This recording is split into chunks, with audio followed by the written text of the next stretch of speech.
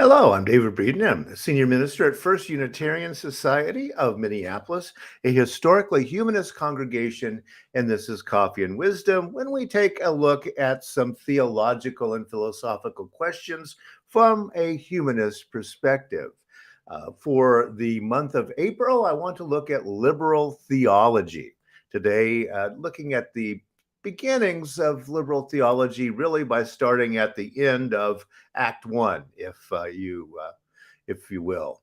And that person would be Ernst Troeltsch, 1865 to 1923, one of the last of the great reformers in the German philosophical theological tradition that we will be into.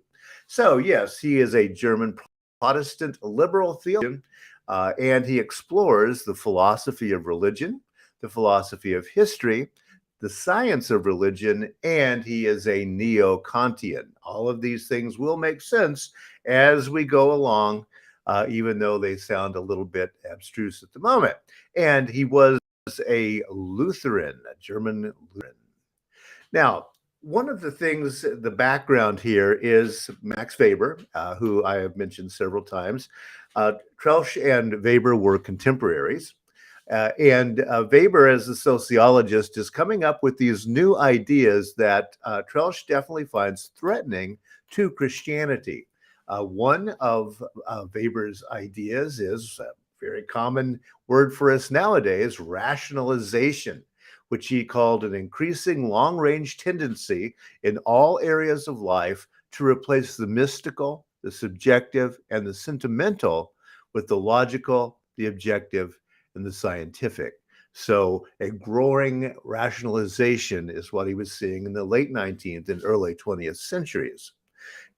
Weber also said this: the fate of our times is characterized by rationalization and intellectualization, and we know what that is too, and above all, by the disenchantment of the world. That's his most famous phrase, and we have dealt with that before. There are lots of books on it. Is the world actually disenchanted? Well, that's a good question, but it certainly looked that way to Troeltsch when he was listening to Weber lecture. And at the end of one of those conferences, Troeltsch is reported to have said, "Gentlemen, everything is tottering." Well, what is tottering? Well, one of the things that set everything tottering, of course, was Charles Darwin. Troeltsch and the neo-Kantians are going to be working against the idea that we are all only evolved animals. The German who was taking the gospel of Darwin to everyone was Ernst Haeckel, a naturalist, quite the storied guy in his own right, and very convincing for people in terms of his agreement with Darwin in terms of evolution. Well, so Ernst Troeltsch wrote this: we get our ethics from our history and judge our history by our ethics. Now, that again, that sounds abstruse, but Troeltsch is really working with some very practical ideas here. And one of them is this philosophy of history that I mentioned earlier. How do we tell the stories of history? This is a central question for Troeltsch because of what it means to the theology of the Christian church. Also, he said history within itself cannot be transcended. In history itself, there are only relative victories. That is, human history is a long string of happenings, and we can't see outside of those strings of happenings. Again, we'll see more about this in a moment. One of the books that he wrote was Protestantism and Progress. This was one of the main ideas among liberal theologians at the end of the 19th and in the very early 20th century, before the First World War, that Protestantism was somehow involved with the industrialization of Europe and Northern Europe being richer than Southern Europe, therefore. Troeltsch asks this: is religious thinking, Christian, of course, he's only working within the Christian idea system, is religious thinking somehow a special way of knowing that goes beyond the materialist understanding? This is a central question. It is a neo-Kantian question. It's why many liberal religious theologians at that time were neo-Kantians. Again, we'll get to more of that in just a moment, but the question is a very good one. Is religious thinking somehow a special way of knowing that goes beyond, transcends the materialist understanding or the natural understanding of the material world, as we would say now? And he was a Baden neo-Kantian. At this particular time, there are two neo-Kantian schools, a northern and a southern, basically. He is as part of the Southern. And so they were asking this question: does natural science show normative meanings to be an illusion within a random and mechanistic material world? Very difficult question based on Darwin. And are you going to disagree with this in some way? Or are you going to say, okay, yeah, it's all random and based in evolution? Another question: what, if anything, can challenge this view and allow for purpose, known as teleos? And we've seen this quite a bit in Coffee and Wisdom. It's definitely a philosophical and theological term. It means a purpose or an end to things, and agency meaning God. So even though the language of this discussion is very abstract, really they're getting down to some very basic questions about how Christianity can be viewed. And that question again: what, if anything, can challenge this view, the materialist one, and allow for purpose and agency? And of course, this is still a question today. Is there anything outside of the material universe that would somehow be supernatural?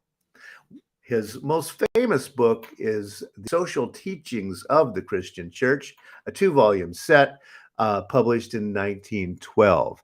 In it, he talks about where Christianity had gotten in his own time in terms of understanding of social responsibility, social action, and then traces that back into all the way back to Acts, the book of Acts in the New Testament, the Christian scriptures, and then says, how does this change in European thinking over time? So let's break down Trelsch's ideas on history for just a moment. First, he said history is interpretation. It's always clouded by judgment. Yes, things did happen, and they happened as they happened, but those things were instantly reported by different sources in different ways. And so what happened is always passed through an interpretation from its own time, through all the time since that time, and then in our own minds. And so history is very much a filtered thing. Also, he said this: second nature and human nature are consistent across time. Now, that seems like a truism, but if you really look at it, it's fairly radical. Because why? Well, here's an example. Miracles do not occur nowadays. Therefore, miracles have never occurred. You can see how that's a super liberal Christian idea, wiping out a large part of the reported Gospels. Those miracles were misunderstandings, misinterpretations, added later, etc. But look at the world around you, and it's always been just like this one. Another idea: third, all events have antecedents and consequences. There is no isolated event in history that is just walled off. There are always things that have led up to it. There are always things that have resulted from it. And it's always a process that we go through. And we do well to look at how those processes did take place. Therefore, Trelsch decided historical consciousness does deflate a naive religious belief system. After we look at the history of the social ideas of Christianity, after we look at the idea that miracles exist or don't exist, suddenly the historical consciousness begins to say, wait a minute, this is not exactly as we have naively thought that it was. Ideas, social forces, and institutions continuously interact, changing with changing circumstances. Now, you could say, wait a minute, Trelsh, you are being a relativist here. And in one way, you can say, yep, that's true.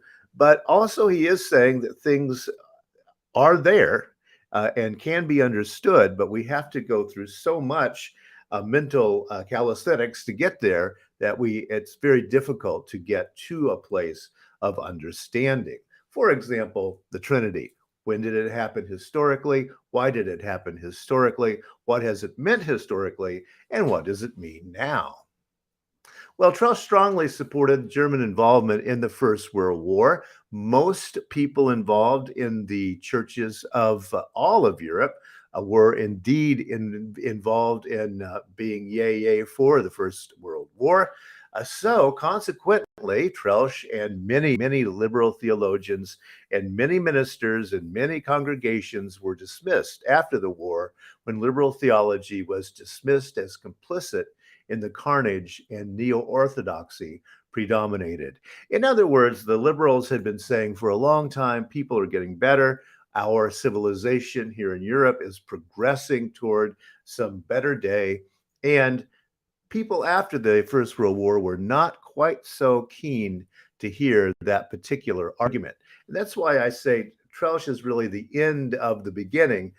He is the end of the liberal strain that starts really around 1700 in Germany. But his ideas have now been rediscovered and rethought in our own time. And indeed, nowadays, he is taught again in liberal theology schools.